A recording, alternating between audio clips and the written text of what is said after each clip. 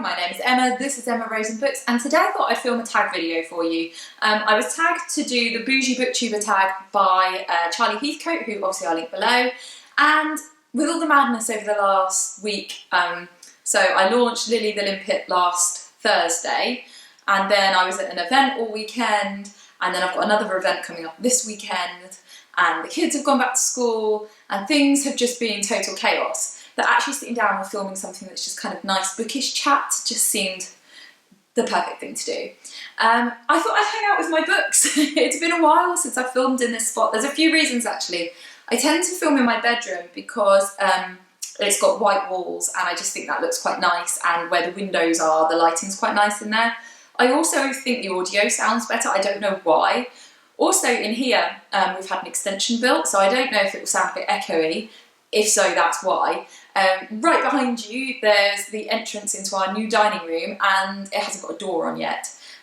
So it's quite echoey in here as well. But I wanted to be able to sit with my books and pull them out as I'm talking about them and that kind of thing. Yeah, it's just nice to sit here. I like it. Plus, I've got new armchairs. Do you like my stripy armchairs? And we bought this yesterday. It's our lamp that has no bulbs in it. So you can enjoy that too. Maybe I should move the camera so it's not pointing at a lamp with no bulbs. Should we let's zoom. Stuff it. It can't be done. It can't be done and look nice. We could get more of my bookcase in. I'll put it over there. Oh no, it doesn't reach. Look, we've just got to live with the lamp that's got no bulbs, okay? We'll just accept the fact that I haven't, well, I think my husband's getting bulbs for it. So that's just a thing. We're coping with that. Is the camera straight? No. Yes. I don't know anymore. Yeah, sort of. That's another thing. I always think like I've got to line the camera up with the shelf, so it's lined up with that one, and then but that means that this one looks wonky. Is this just me whinging about why I've chosen to film here? I could have just filmed somewhere else. But I like it. I like it here. Plus coffee. Anyway. So I've got the questions. I've got Charlie's video up actually, so I've got the questions in his description. So, what is your average monthly budget for books? Probably not much. I buy most of my books either at charity shops or I get them from the library, or I read books I already have. So, and I'm not actually the kind of person that sets budgets for things. I just always try and minimise spending, if that makes sense. Like I don't specifically say, okay, you've got £20 to spend on books and £100 to spend on shopping, or I don't know. I just don't. I just spend as little as I can, I guess, because I run my own business as a writer and publisher, but that is not a lucrative career, and you know family and stuff, so you know budgeting is important, but not as in kind of allocating money so much as in just kind of being sensible. I guess that's the best way to explain it. I mean, obviously like the big expenses we budget, but things like specific things like books would just kind of come under like general spending, like disposable income. So I just try not to like if I want a book, I'll buy it, but you know, I'm always going to try to like not spend loads on books, particularly if I wasn't going to read them. If it's something I really, really want and I'm going to read, then it's fine. Yeah, I'm not a big spender in any respect. So anyway, question 2. What's the most you've ever spent in a bookstore? Probably when I first went to university. So I studied marine biology at Plymouth, and we got the recommended reading list, and I went and bought everything because I just wanted to make sure that I had all of the books, which I still have, probably all of them. What I do remember though, one of the books which I think was Life. Can I get Life out? I can actually. Oh, no, maybe not. My books on my bottom shelf don't actually come out because there's like this lip on the bookcase, and my books on the bottom shelf are my tall ones, so the tall ones don't actually come out. Anyway, I'll put a picture of it up here. And when I think it was that one, that when I bought it from, I feel like it was Waterstones. It would have been Waterstones in Bedford. And they couldn't access it. It wasn't on their system other than in a CD-ROM version. Remember CD-ROMs? And so I bought it because I was so panicked about not having the books that I needed, and then I never used it, and I think it must have cost me about 50 quid. But I wasn't a person to read. I mean, I don't even read ebooks now, really. I sure as hell wasn't going to read something off of a CD-ROM. And so I ended up buying it, and I've got it in hardback, but because it was actually quite a good book. So there would have been that. I also, they're in Plymouth. I don't know if it's still there because it's been a little while since I've been there.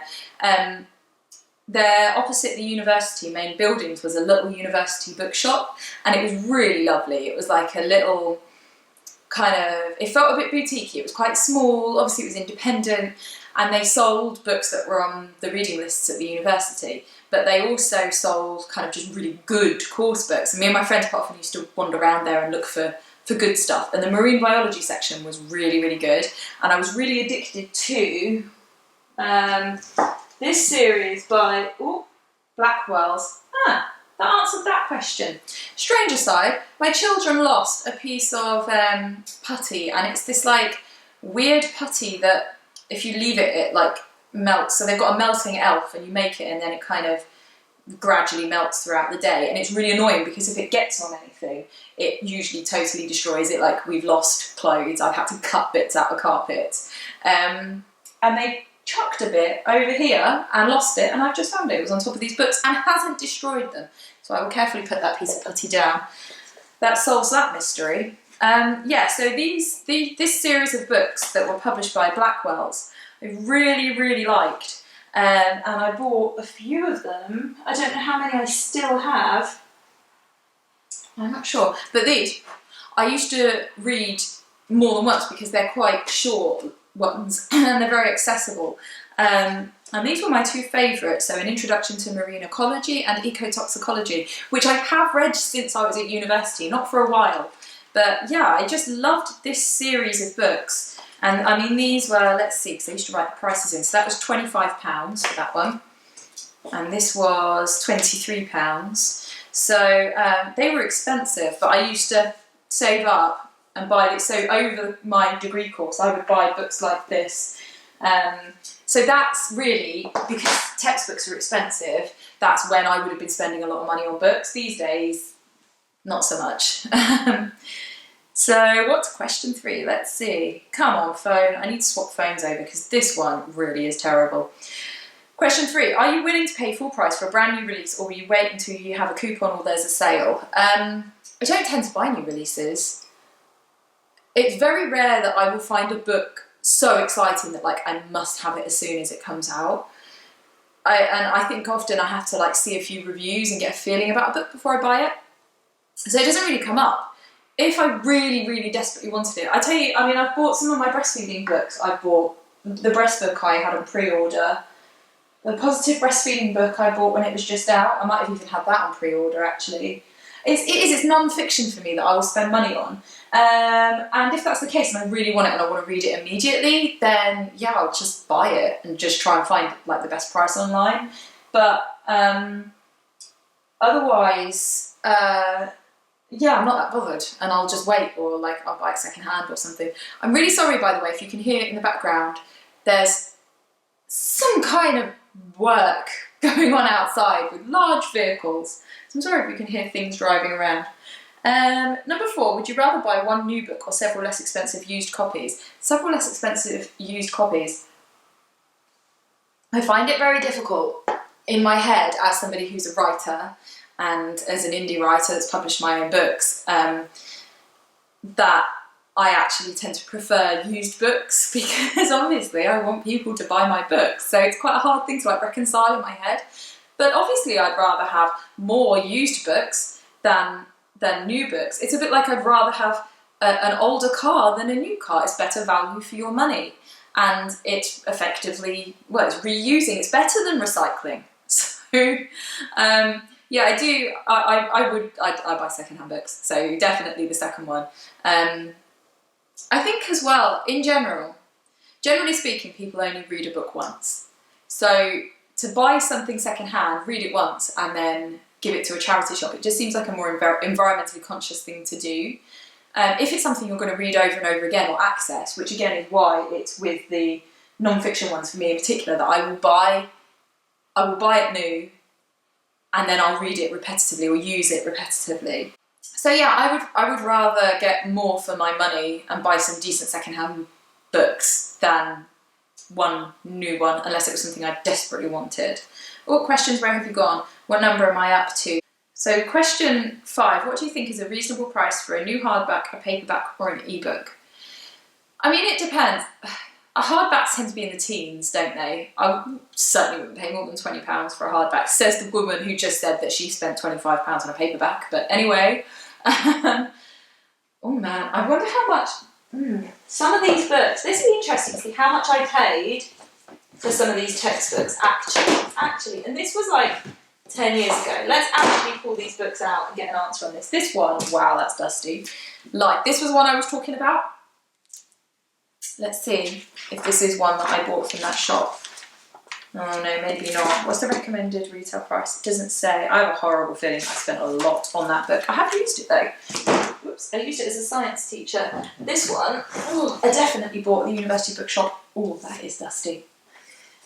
This is a lovely genetics book. That was white once. £37 I paid for that.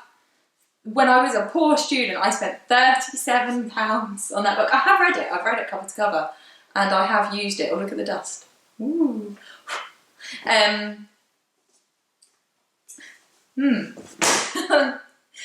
That's, yeah. That's so depressing that those books cost that much. I'm intrigued now. What about this one? I bought this at the university library as well. £30. Anyway, so a hardback, unlike the, what did I say I bought this one for? Like 40 quid or something. Like, yeah, in the teens. I mean, most of my books are paperbacks. I don't buy hardbacks, so I don't know. Paperbacks, I mean, I wouldn't pay more than £10 unless it was non-fiction, which is why my book is £10. I wouldn't charge any more than that. That's milk. If you're new to this channel. Yeah, I mean, I might have, for some of these breastfeeding books, I might have paid more than 10. I forget, but yeah, I probably did for some of them. But for fiction, I don't think so. And then ebooks sometimes, you see, they are obscenely expensive sometimes. It definitely shouldn't be more than £5. You see them sometimes and you just think, how can you justify charging that much for an ebook? It's not a physical thing that's been printed. I would say, yeah, £4.99 would be my limit. Yeah, no more than that. But I don't really read ebooks, to be honest. It's just not my thing. But yeah, I mean, again, I buy secondhand books, so all of that might have sounded really out of touch because I don't buy that many new books. Number 6, is a signed book worth more to you? How about a first edition? Not really.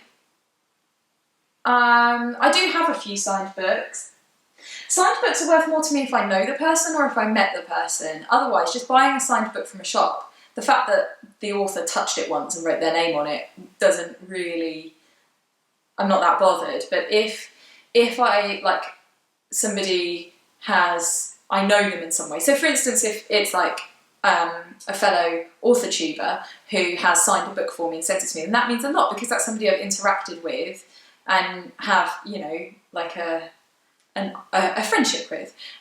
Or as I say, if you've actually physically met somebody, then that means something. But otherwise, no, I'm not that bothered. And first editions, but I don't really care. I think different editions are nice, and yeah, I'm not that bothered about it specifically being a first edition. Yeah, sorry, to me it's meaningless. Number 7, what is your most valuable book, sentimental or actual value? Some of those uni books would have been the most expensive. My Bible, my massive extra Bible, it's not mine actually, it's my daughter's. Let me show you. Let me pull these books out again. It's one that I have to take other books out to get it out because it's big. My mum bought this for my daughter. I've talked about it on this channel before. Oh, she didn't realise it was this big, this massive, but it's bigger than my head. I have no idea how much Mum spent on this, but from the fact that it's huge and has gold pages, I'm going to say that this book is probably a reasonably valuable book. It's lovely though. It's what's the word? It's illuminated. Is that the word? Like, look, it's really pretty, but it's quite heavy and very extra. So let's put that back. Oh, so this is why I sat by my bookcase. Right. So that one, my university books, probably would have cost me the most. So whichever one I said was the most expensive out of those, that genetic analysis one, this one, maybe. Or some of my other marine biology ones. And this one. No, I must have bought this at Waterstone. Some of these, like the pages have got so marked over time. Isn't it depressing how books like go a bit mouldy? Oh look, £26, it has still got the price on it. £25.99. Cool, yeah, I ordered this when I was Miss Sartain, it says so on the back. Yeah, so those course books. Sentimentally, I'm weirdly sentimentally attached to some of these books. So, can you see it on the screen? No, I don't think so. It's above, up here. I'll get this out. This, I went travelling in Greece for 6 weeks. This, I mean, this must be massively out of date. It's also a bit mouldy and water damaged. I mean, because this came with me, so it's in quite poor state. And I don't know, it doesn't say, but I would have gone in 2003. So, you know, that's how long I've had it. And, you know, it's probably lists like restaurants and hotels that don't exist anymore. But I don't want to give it up because it just reminds me of, we used this so much because this was in the days when you had to go to an internet cafe. And so having an actual book with everything listed, it was really helpful. It's got like maps and information and a phrase book, but it's a really, really good book. So even though I will probably never use this book again, even if I went back to Greece, I mean, I might take it, but I'm weirdly attached to that and don't want to give it up. My husband wants me to get rid of it. I've got that one. I've also got Croatia, which is where we went on honeymoon. I don't want to give up my Croatia book either. Okay, what else have I got that might be of sentimental value? Not an awful lot, really. I've got, the breast book is signed by Emma Pickett, which is really nice. Right, next question. Will you pay more for a cover or edition you like better? No, well, I don't think I have that expensive taste in that respect. For example, with the Terry Pratchett's, I really like the old ones and they're really cheap. Yeah, I mean, sometimes there's a particular cover I like. I don't generally like the film versions, so I'll steer away from those, but no, not really. Just because it had a nice picture on it, probably not. Right, number 9. What physical characteristics does a good quality book have? Okay, I like a matte cover. I like a bit of embossing is nice. I'm not fussed whether it has cream pages or white pages. Personally, I find them equally easy to read. I quite like a large book, so not like the little 6x9 ones, but the bigger books. I'm not that fussed over hardback or not, unless it's like a really nice hardback, like a nice cloth finish to it. I like sprayed pages, did I say that? That's nice. And I tend to not like books that have got pictures of people on, like photographic pictures, as in. I don't mind quite so much if it's an illustration, but I don't know why. I just don't like photos of people, because it's not, I don't want to see what the people look like. I don't mind seeing like an illustrator's idea of what the people look like, but I don't want a photograph of somebody that probably looks nothing like what I think the person looks like. Next question, my phone's locked itself. Number 10. Is that right? Yeah. If you won the lottery, what bookish things would you do with the money? I would go to some signings to meet people, like maybe even further afield, like particular writers that I wanted to meet. I would go to signings, Like I would travel, I would make an effort. I would visit some bookish places, you know, maybe locations from books, or maybe places where writers are from.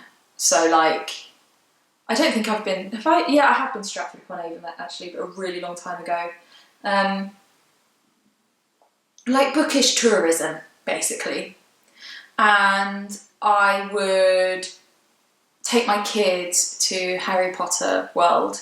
I'm not really setting no, it's not called Harry Potter, we're Harry Potter Studios. Like, I'm not setting my sights very high here, but I'm more like about the experiences. And like I'd go to dramatisations of some of the books and things that I enjoyed. And what I mean is I do some of those things already, but I would do a lot of it. I would want to experience things more. I would want to, yeah, take advantage of anything bookish that would be like a bookish experience. I'm really interested in the idea of travel. So I've been listening to Joanna Penn's Books and Travel podcast, and like reading books and going to the places where the books are set is really interesting. I listened to her one about Greenland. I'm not convinced I want to go to Greenland. It sounds pretty scary. I don't like the cold, so that's probably not a great idea. But travel and experience, I think, would be what I would do. Bonus, give us an image, actual or mental, of your dream home library. I'm not one of those people that fantasises over the Beauty and the Beast library. I think because I like books to have, like I think a book should be read, that's what the book is for. And so if all it's going to do is fester on my bookcase for me to kind of gaze at it lovingly, then that doesn't hold a purpose. So like I said, I keep non-fiction books because I refer to them. But sorry, it's my dog if you heard her sniffing then. But I don't, if I don't think I'll reread something, I'll get rid of it. And there tends to be a little bit of movement in my books. So I'll get rid of it, I'll look at something and think, actually, I'm not going to read that again and get rid of it because I'd rather somebody else read it. So I'm not going to have like a massive library. She says that, you know, kind of like this is all the books I have. It's not. My children have got a bookcase each, so there's another 3 bookcases upstairs, but they're children's books, so it's different. I would buy a few series of things, I suppose, so that I can like read the whole series and read back. Because I have bits of series, and I could do, but like I don't have all of the Pratchetts. I don't have all of the Game of Thrones books. I only have one of I can't remember what the series is called, The Name of the Wind. Oh, Dolly, Patrick Rothfuss book thing. So I would do more of that. But I wouldn't want to kind of go beyond this bookcase. My friend made me this, and it's very dear to me. I would still just rotate books around. I wouldn't want to get another bookcase, a second bookcase. This is enough for me. What do you want? Do you want to be on the video? So in many ways, I kind of have my dream library already. I maybe just would have different books on the shelves. Come on then. Come under. My camera's charging, so there's a cable. They can't see you. They can't see you. Don't knock my camera over. Hey, what's your dream library? Hey, do you like books? Come on up then, so they can see. Let's see. Whoa, Dolly, no whacking the tail. No, the camera can't stand it. Stop it. Sorry. Dolly, you're not allowed up. Sit down. We found her. Stop it. The tail. Just get down. Go away. We found her sleeping on the armchair this morning. She's not allowed on the sofas. So, yeah. No, I'm not like big library person. I would have a library I could access, not one that I owned in my home. I think that would be the difference. She's totally made this camera go at an angle. Oh, Dolly. Well, on that note, I hope that you enjoyed the answers to those questions. Please like if you did, leave me comments on what your answers would be. Oh, I've got to tag people. I didn't even think about that. Who should I tag? I'm going to tag I read past my bedtime. And I'm going to tag who else? What Victoria read as well. If anyone else wants to do it, just do it. And I'll see you all for more videos about writing, about reading. Please subscribe if you'd like to see more of that content with a nice wonky view. And I'll see you all soon. Take care. Bye.